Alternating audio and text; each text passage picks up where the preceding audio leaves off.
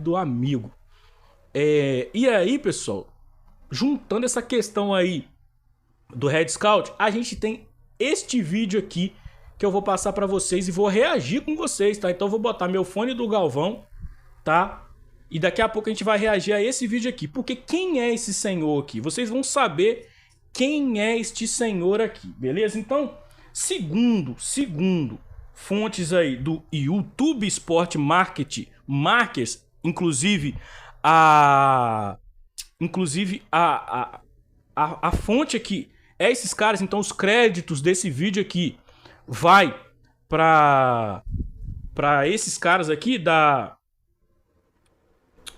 como é que é o nome? Sport Markets. O link do canal deles vai ficar inclusive aqui na descrição, tá?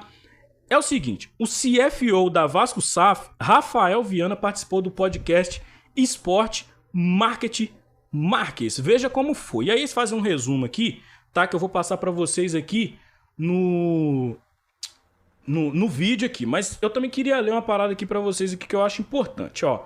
No episódio 9 do Sport Markets, convidamos Rafael Viana. Com mais de 25 anos de experiência em finanças, Rafael foi sócio da KPMG e era o head no MEA da empresa. Em 2022, Rafael entrou no mundo do futebol quando foi contratado por Ronaldo Fenômeno para ser o diretor financeiro da SAF do Cruzeiro. Então esse cara aí era o diretor financeiro da SAF do Cruzeiro, tá? Tá aí hoje aí no Vasco aí. E aí o que acontece? Rafael passou por toda a gestão Ronaldo no Cruzeiro, que levou o clube de volta à elite do futebol brasileiro depois de 3 anos seguidos na Série B. Rafael saiu do Cruzeiro quando Ronaldo vendeu o clube para Pedro Lourenço e recentemente foi contratado para ser diretor financeiro do Vasco, que por sinal é seu time de coração. Durante o papo, Rafael falou bastante sobre o atual momento do Vasco, o que ele encontrou ao chegar no clube, a situação com a 777, então foi esse cara aí que dedurou a questão financeira ali envolvendo a 777, contratações e as estratégias que ele adotará para tirar o Vasco dessa situação. Rafael também falou sobre o Cruzeiro, afirmando que se o Ronaldo ou outro investidor não tivesse entrado no clube, o clube estaria jogando a Série D hoje. Rafael também entrou no assunto liga, enfim, falou uma porrada de coisa aqui. Mas o que interessa mesmo, para eu passar para vocês aqui, é sobre esse vídeo aqui que ele fala um pouco do planejamento. E aí quando eu venho aqui e falo para vocês, cara, tem que contratar jogador, tem que mandar o Galdames embora, tem que trazer jogador a qualquer custo. Não é bem assim, tá? Eu falo como torcedor. Mas aqui ele vai explicar para vocês de uma forma concreta, objetiva, em um vídeo curtíssimo de 2 minutos e meio, tá? Então peço paciência, que aqui é um cara técnico falando, é um cara que tá dentro do Vasco, é um cara que tá com a mão nas coisas do Vasco, não é eu, entendeu o que eu tô falando? É o cara que vai falar aqui. Então peço para vocês que vocês ouçam esse vídeo aqui, que tem muita coisa interessante para ser dito, tá? Enquanto eu boto meu fone aqui do Galvão Bueno, tá? Peço para vocês que tenham paciência que a gente já vai rolar esse vídeo aí, tá? Deixa eu só botar o fonezinho pra vocês aqui, porque eu quero reagir a esse vídeo junto com vocês, tá? Por isso que eu vou botar o fonezinho do Galvão Bueno aqui, depois eu tiro, tá? Depois eu tiro. Então vamos lá pro vídeo do Rafael aqui, tá? Vamos lá, aí, ó. Tá aí. Futebol é dado, né? Porque ele começa, você tem muito pouco espaço para mexer no custo, principalmente quando você chega. Primeiro porque só existem 2 ou 3 janelas por ano que você consegue negociar jogador. Então, para você diminuir a sua folha, você precisa mandar jogadores embora, vender, emprestar, liberar, o que seja. Então, você só pode fazer isso 2, 3 vezes por ano, né? Para você trazer novos jogadores também, né? E quando você manda um jogador embora, tem custo para você mandar um jogador embora, um jogador, um técnico. Então, fazer essa reformulação de custo, de estrutura de custo no clube de futebol é muito difícil. E 80% dos custos das despesas de um clube de futebol são a folha, né, do futebol. Então, pessoal, vocês podem ver que ele fala que não é simples assim. Não é eu simplesmente pegar e falar, manda o Paiva embora, manda o Ramon Dias embora, que inclusive pediu aí 300 milhões aí do Vasco, tá na justiça isso aí até hoje. Não é manda o Praxedes embora, não é simples assim, entendeu, pessoal? Tem custo, então ele tá explicando isso daqui também. Tá falando do planejamento aí. Eu acho que não faz sentido a gente ficar procurando migalha no back-office, no administrativo, ou não fazer os investimentos necessários, porque eles são muito menores em relação ao futebol.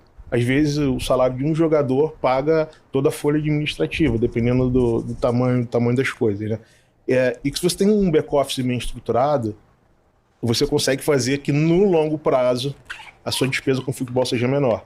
Que é, você vai contratar melhor, você vai ter uma experiência de torcedor muito melhor, você vai ter um programa de sócio-torcedor melhor, você vai atender melhor seus patrocinadores, você vai pagar todo mundo em dia, o financeiro não vai ser uma zona, né, que chega a nota para pagar, tem que pagar no dia seguinte. Então, tem que economizar no futebol. No back-office não tem que economizar, porque em relação ao tamanho do custo, ele é muito pequeno. Né? Essa é um pouco da minha visão. Claro que tem coisa para cortar no back-office, claro que tem gente que está cortando no Vasco. Basicamente, o que ele quer dizer aqui, pessoal? Basicamente, ele está falando que o Vasco, ele está praticamente afirmando que o Vasco esse ano vai agir com cautela.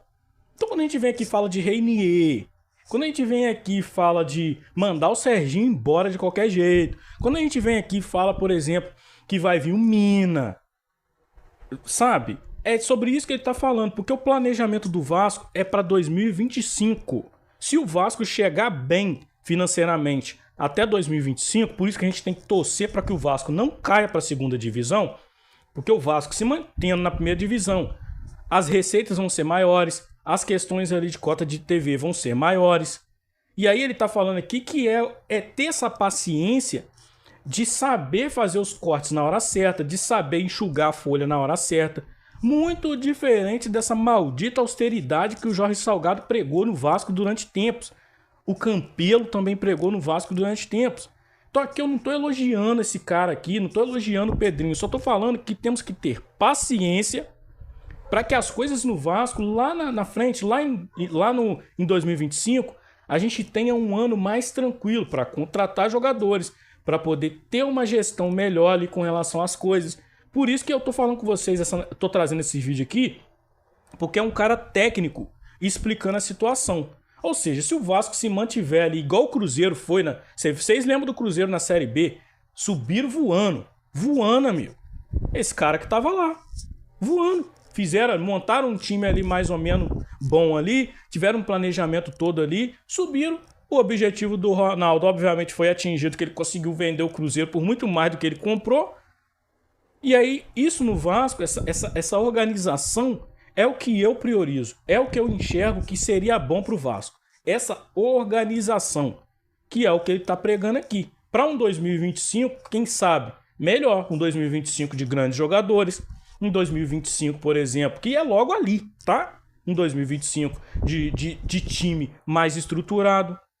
Então a gente não pode atropelar as coisas, entendeu? Que é o que esse cara tá falando aqui. O Josimar chegou por aí. Boa tarde, Josimar. Vamos seguir aqui rapidinho? E cortei também bastante coisa lá no Cruzeiro. Né? Mas não deve ser o foco principal. O foco principal é como que você otimiza a contratação dos jogadores. E aí você tem análise de mercado, análise de performance, você tem avaliação do perfil do jogador, se ele se encaixa naquele time, você tem avaliação do técnico, né? Porque... E aí, quem vai fazer isso que ele falou aqui é o Brito, que eu acabei de mostrar pra vocês aí. É o cara que foi contratado para ser o head scout. É esse cara, em conjunto com a galera, que vai fazer isso que esse cara tá falando agora aí. Vocês estão conseguindo compreender o que eu tô querendo passar pra vocês aqui? A bola, o Marcelo Santana fala isso. Quem tá no Vasco, quem tá no Cruzeiro, quem tá no Flamengo, todo mundo joga bola. Você já viu a velocidade que a bola chega pro cara matar a bola? Se a gente tivesse jogando, ia aparecer um monte de criança brincando, né? Se comparando com os caras. Então, todo mundo joga bola, é porque o nível tá cada vez maior, né? E você tem que construir times que tenham craques, mas eu acredito muito no conjunto. Não acredito num salvador da pátria. Pois é.